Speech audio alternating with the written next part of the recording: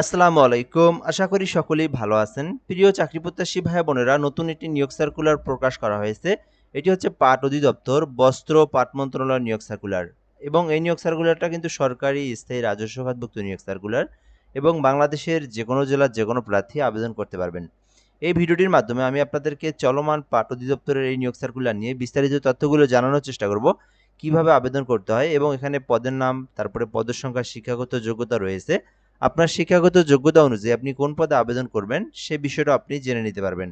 তো সম্পূর্ণ ভিডিওটা একদম শেষ পর্যন্ত দেখার জন্য অনুরোধ করা হচ্ছে। আরেকটা বিষয় বলে রাখি আপনাদেরকে, যারা ভিডিওটা আমাদের ইউটিউব থেকে দেখতেছেন অবশ্যই সাবস্ক্রাইব করে রেখে দিবেন। আর ফেসবুক থেকে দেখে থাকলে অবশ্যই পেজটি ফলো করে রাখবেন, তাহলে পরবর্তী সকল নিয়োগ সার্কুলার আপনি আমাদের মাধ্যমে জেনে নিতে পারবেন। বস্ত্র ও পাট মন্ত্রণালয়ের পাট অধিদপ্তরের রাজস্ব খাতভুক্ত নিয়োগ সার্কুলার, মানে এটি কিন্তু সরকারি একেবারেই রাজস্ব খাতভুক্ত নিয়োগ সার্কুলার, যেখানে বলা হয়েছে বাংলাদেশি নাগরিকেরা আবেদন করতে পারবেন এবং এটাতে সমগ্র দেশের যে কোনো জেলার যে কোনো প্রার্থী কিন্তু আবেদন করতে পারবেন। আর আবেদনের জন্য লিঙ্ক দেওয়া রয়েছে dgjutteletalk.com/bd, এই লিঙ্কটা দেখতে পারতেছেন। মূলত এই লিঙ্কে প্রবেশ করেই আবেদনটি করতে হবে। এই ছিল মূলত বিষয়। এরপরে পদের নাম দেওয়া রয়েছে। প্রথম পদের নাম সার্টিফিকার কাম কম্পিউটার অপারেটর, যেখানে মোট 2টি পদ রয়েছে 13 গ্রেডে।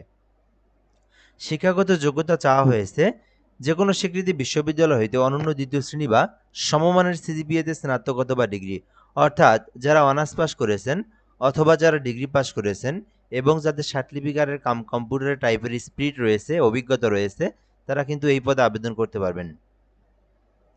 দ্বিতীয় পদের নাম 60 মুদ্রাক্ষরিক কাম কম্পিউটার অপারেটর এবং এটি 14 গ্রেডে নিয়োগ দেওয়া হয়েছে। মোট 2টি পদ রয়েছে।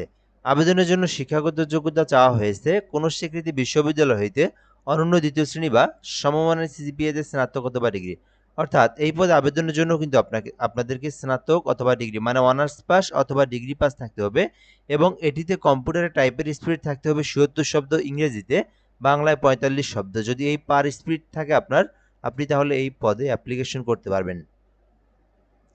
এবং 3 নম্বর পদের নাম উচ্চমান সহকারী নিয়োগ দেওয়া হবে, যেটা কিন্তু 14 গ্রেডে নিয়োগ দেওয়া হয়েছে। এই ক্ষেত্রে মোট 5টি পদের সংখ্যা রয়েছে।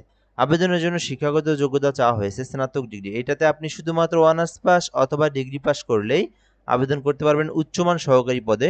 14 গ্রেডে নিয়োগ দেওয়া হয়েছে, মোট 5টি পদ রয়েছে। এরপরে রয়েছে হিসাব সহকারী উচ্চতর স্কেলে, 14টি পদ রয়েছে, মোট 3টি পদের সংখ্যা রয়েছে। আপনারা যারা হিসাব সহকারী পদে আবেদন করতে চাচ্ছেন তাদের শিক্ষাগত যোগ্যতা প্রয়োজন বাণিজ্য শাখা থেকে স্নাতক, অর্থাৎ আপনারা যারা অনার্স পাস করেছেন, ডিগ্রি পাস করেছেন, ব্যবসা শাখা থেকে যে কোনো একটা সাবজেক্ট নিয়ে বিজনেস অ্যাডমিনিস্ট্রেশন অথবা বিজনেস স্টাডিজ নিয়ে যারা লেখাপড়া করেছেন তারা আবেদন করতে পারবেন। এছাড়াও রয়েছে হিসাব সহকারী নিম্নতর স্কেল, যেখানে মোট একটি পদ রয়েছে 16তম গ্রেডে।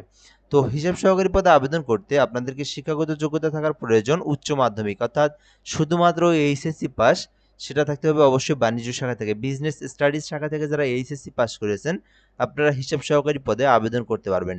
6 নম্বরে রয়েছে অফিস সহকারী কাম কম্পিউটার মুদ্রাক্ষরিক, 9ম গ্রেডে নিয়োগ দেওয়া হয়েছে। শুধুমাত্র এইচএসসি পাস করে আবেদন করা যাবে। আর এটিতে কিন্তু 20 শব্দ বাংলা এবং 28 শব্দ ইংরেজিতে টাইপের স্পিড থাকলে আপনারা অফিস সহকারী কাম কম্পিউটার মুদ্রাক্ষরিক পদে আবেদন করতে পারবেন।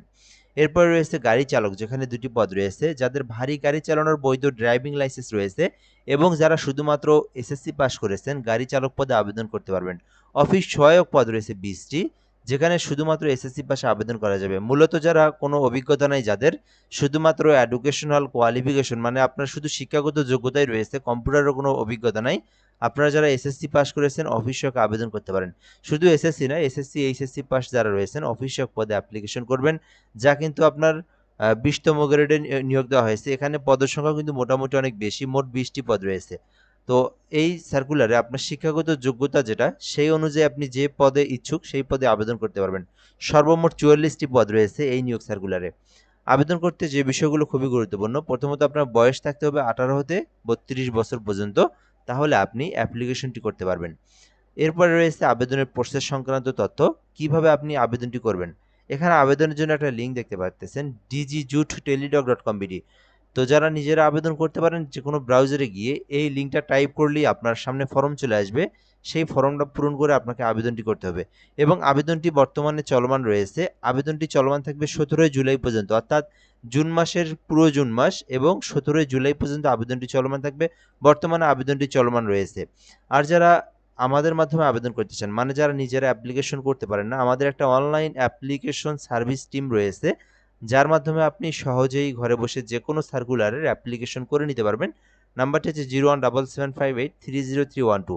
এই নাম্বারে হোয়াটসঅ্যাপে যোগাযোগ করতে পারেন, অ্যাপ্লিকেশন করে নিতে পারবেন একদম নির্ভুলভাবে।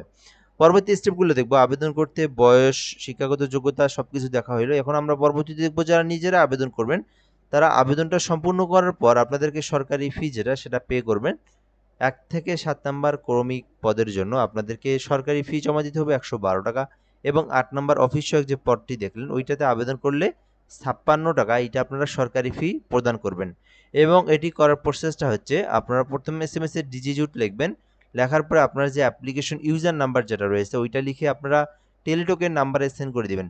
সেন্ড করলে পিন নাম্বার দিয়ে, পরবর্তী ইএস পিন নাম্বার দিয়ে আবার আপনারা 16322 নাম্বার সেন্ড করবেন, এই যে আবার এই নাম্বারে সেন্ড করবেন। তাহলে আপনার আবেদনের পেমেন্টটা কিন্তু সম্পূর্ণ হয়ে যাবে। এই ছিল মূলত বিষয় এই নিয়োগ সার্কুলার নিয়ে। আপনারা যারা ভিডিওটা দেখতেছেন, এই নিয়োগ সার্কুলার আবেদন করতে চাইলে করতে পারেন। সরকারি স্থায়ী একটি নিয়োগ সার্কুলার, বস্ত্র ও পাট মন্ত্রণালয়ের একটি নিয়োগ সার্কুলার। ভিডিওটা পর্যন্তই, ধন্যবাদ, ভালো থাকবেন, আসসালামু আলাইকুম।